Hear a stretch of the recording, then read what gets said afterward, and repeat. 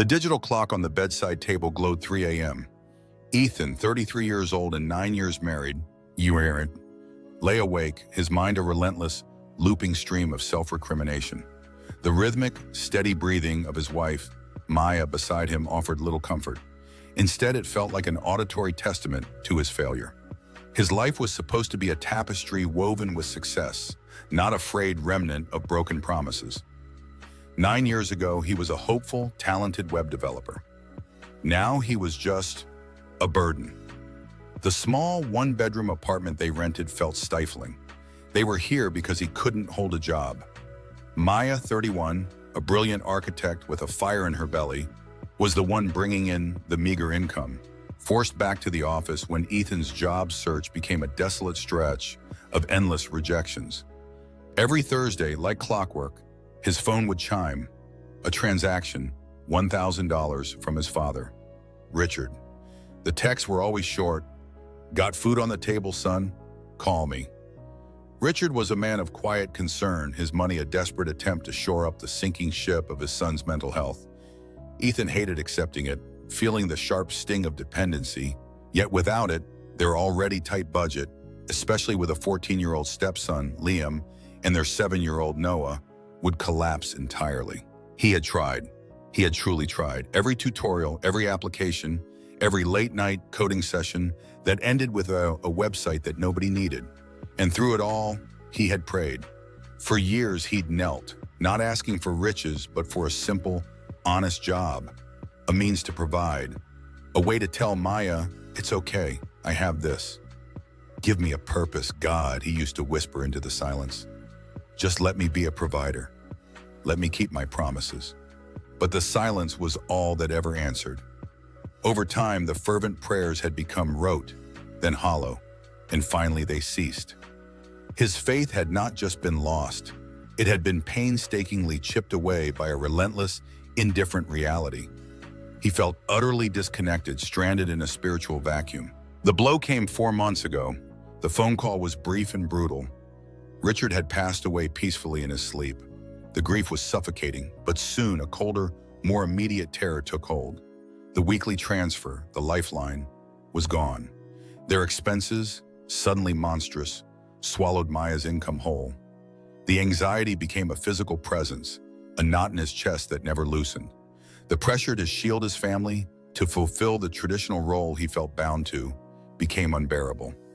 Liam, his stepson, was a bright, perceptive boy.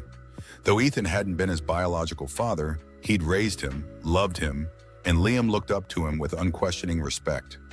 Noah, 7, was a whirlwind of energy and pure joy. Maya, his anchor, his greatest supporter, still looked at him with love and deep respect. "You'll land it, E," she'd say, placing a warm hand on his cheek.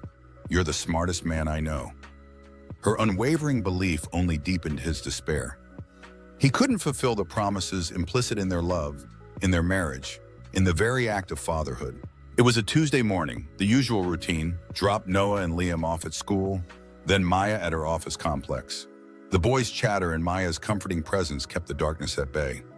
After dropping them off, Ethan was alone in the car, a battered, old sedan he hadn't been able to afford proper maintenance for in over a year.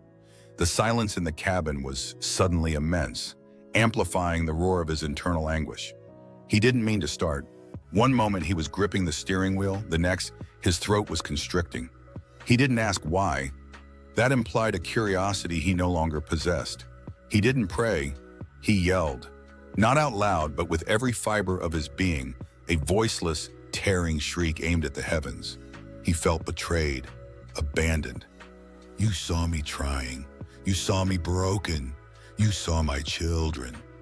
Where were you? I asked for a job, not a miracle." And the disconnect was absolute. It felt as if he was screaming into a dead, empty line. Tears, hot and sharp, blurred his vision. He wasn't looking at the road. He was staring into the void of his own failure. He missed the slowdown, the changing traffic, the warning thrumming through the chassis. The defective tie rod, ignored too long, finally gave way. The steering wheel jerked violently, uselessly. The shriek of tearing metal and glass was deafening.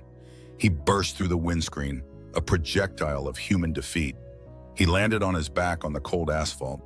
The pain was distant, secondary to the crushing, all-consuming despair. He stared up at the indifferent blue sky, the chaos of the wrecked car behind him. He wasn't crying anymore. He was too tired. Just let it end.